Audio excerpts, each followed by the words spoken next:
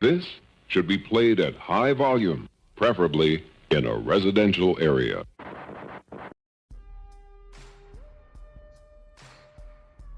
Okay, now, what to do? Yeah, as y'all know on this channel, we cover wrestling, we cover basketball, we cover sports, we cover entertainment in general, right? And I really and truly, for the longest while, have been noticing this trend, right? More so in basketball for the longest while, but it just occurred to me recently that it started happening in the WWE as well. The WWE, right?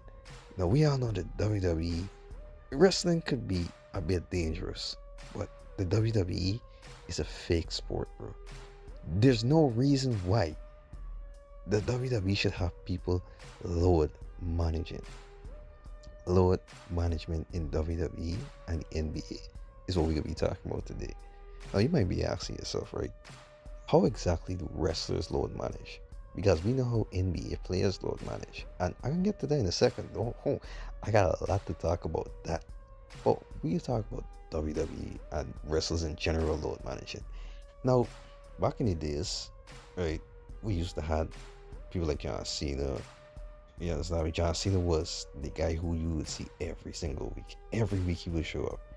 Cena would show up every week on Raw, and Batista would show up every week on SmackDown for a good while.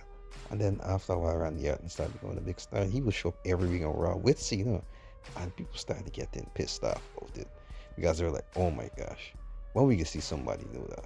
When we can see somebody new?" You know what I'm saying? But years down the line, like after Cena's active career was over, Cena hasn't been an active WWE wrestler in like I would say give or take 10 years now, 9 to 10 years, right? So 9 to 10 years after John Cena, who was on TV ever present wrestling almost every single week when he didn't have to, we got top stars. We have the WWE champion. Cody Rhodes is the WWE champion. And let me tell you, you don't see Cody Rhodes on TV unless he's in a suit nowadays. How often do you see Cody Rhodes wrestling these days? And this goes to the people that were on Roman Reigns' case and saying he didn't wrestle for the long as well. Roman Reigns wrestled more in his first year, in his first couple of months, than Cody Rhodes did. With Cody Rhodes winning the championship in like 9 months ago, in his first 9 months, and that is an absolute fact. This is ridiculous. This should not be happening. It should not be the case where Cody Rhodes is in a fake sport and he ain't wrestling that. Like, come on. Tomorrow at Crown Jewel, who walks away Crown Jewel champion? It's already bad enough that as you can clearly see in the video there, storylines, angles, promo skills, every single thing right now that's going on in WWE, especially that concerns the top stars like Cody Rhodes, is incomplete. It's a complete shit show at the moment, bro. I don't know how to describe it because some people on the internet will see this and they will be like, "Oh, you don't get it, bro. That yada yada tires for whatever the hell, G." Right? I can't really describe this shit because it's so putrid at the moment. But just know that it's currently at one of the worst states it's been in like the last 5 years. To be honest with you, and 2019 was a complete shit year for wrestling. Oh, don't worry though. I'll get to Gunther in a second, right? But going back to Cody Rhodes, it makes no sense that since he won the championship, he has wrestled less times than Seth Rollins wrestled last year when he had, I think he had an injury to his knee. It was, right? There's no reason why you should be wrestling less than a man who was injured all throughout his championship run or the majority of his championship run, dog. Do better. And as to Gunther, this nigga has done nothing. He's done nothing since he won that championship besides feud with, I can't even remember who the hell he feud with. That's just how forgettable it's been so far. And I know the major talking point could be, "Oh, we don't want these guys to go out there and get hurt." Fair enough, right? That's completely fair. But you realize that if you don't want these guys to go out there and get hurt, meaning that you don't want them to be on TV every week wrestling or every other week wrestling, right, for a live audience, you have to at least have engaging storylines for these guys to be participating in. Stone Cold Steve Austin back in 1997 had a broken neck or a bruised vertebrae. I can't remember exactly what they said the injury was, right?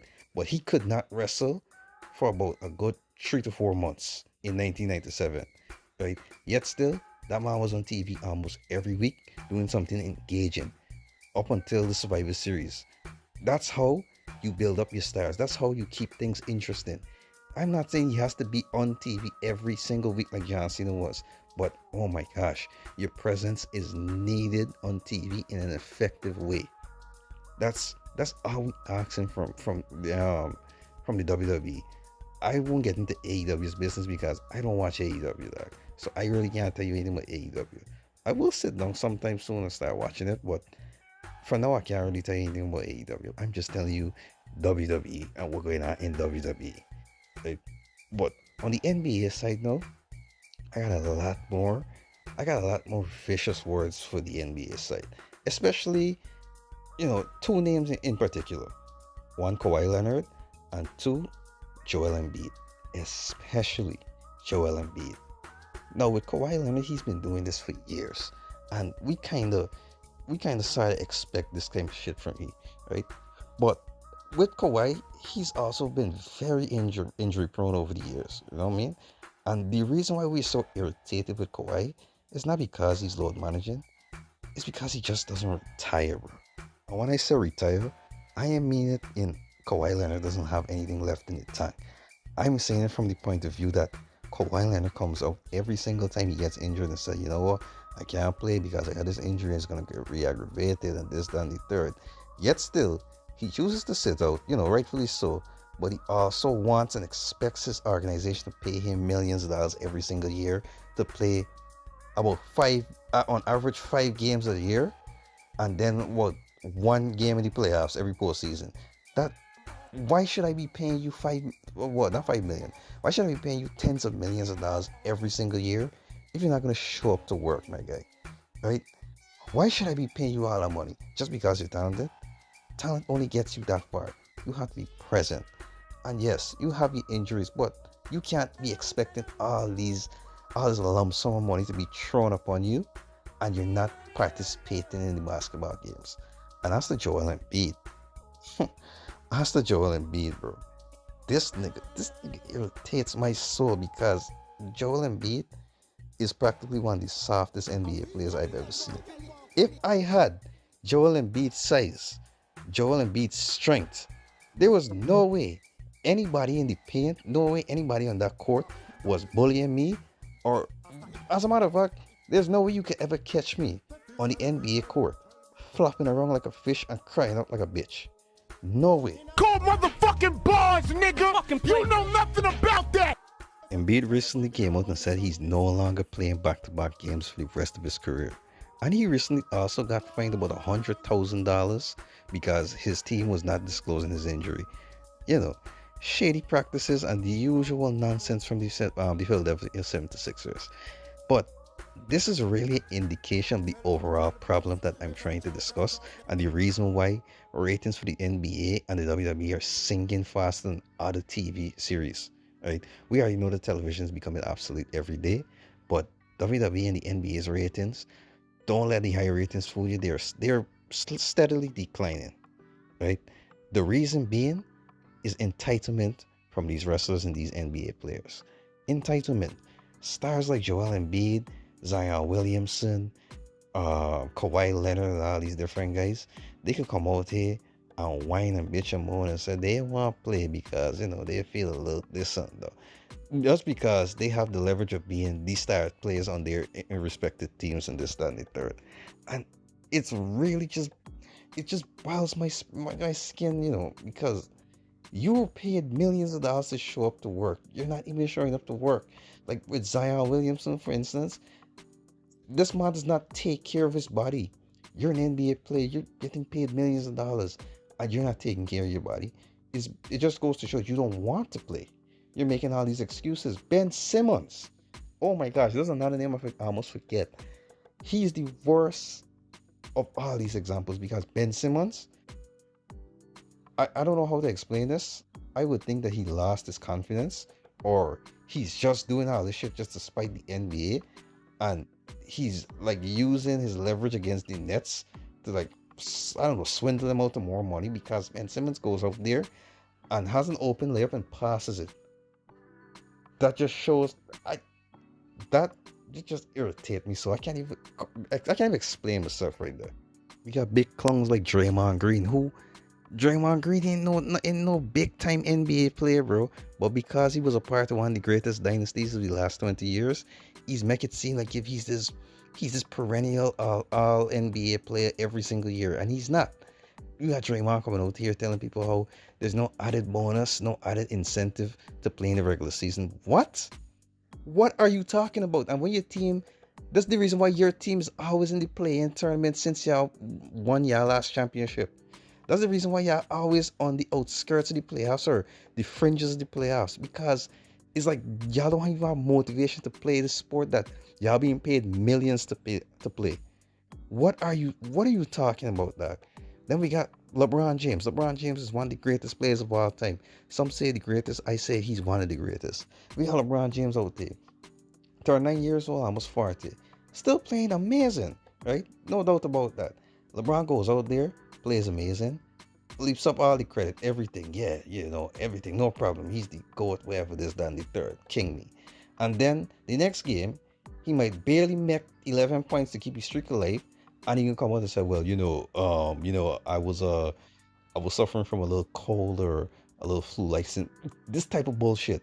You didn't hear him that he was sick, because he's mentioned that he was sick about 3-4 days before. You didn't hear he was talking about him being sick when he was scoring like 37 points. And you don't hear he being sick the night after, the second nights after, when he gonna score 27 points. But he makes the excuse when he loses. He either makes the excuse that he was sick or injured, or he throws his teammates on the bus. And that's one of the things I hate about LeBron. Like, come on, bro. And not forgetting on the wrestling front, we got the fans, bro. We got dick riding fans who always gonna be in the comment section, at press conferences, in Twitter spaces, IG stories, YouTube videos. All these niggas gonna be doing is complaining. Oh my gosh, why this man ain't getting a chance? Why this man ain't getting a chance? This man ain't getting a chance. This done the third. They could be under the wrestler Twitter page, the X pages, and be like, my gosh, you need a chance, you need this, you need that. And then the wrestlers they could be like, yes, I deserve this. Why am I not getting this? Why am I not this and that? Well, the reason why you ain't getting that shit is because when they put you on TV and they give you something interesting to do, you can't talk. You end up saying shit like this. Entertain me, Mr. Cole. Explain to me. I would be happy to, Mr. Overrated. Man, you need to shut the fuck up. All that to say, this entitlement, right? The constant whining, the laziness, the load managing, just the lack of creativity in WWE, and just the lack of rules and enforcement of rules in the NBA is what's stifling them right now and got them in this precarious situation. Look, if I keep rambling on right now, I can just keep getting more angry, but you get the idea right now. The point is that these big stars, they're not taking this shit seriously, and they expect to be paid and held in high regards, even though they're not taking this shit seriously. And you can't expect me to respect you or pay my hard-earned money to buy your merch or go and see you live if you're not there.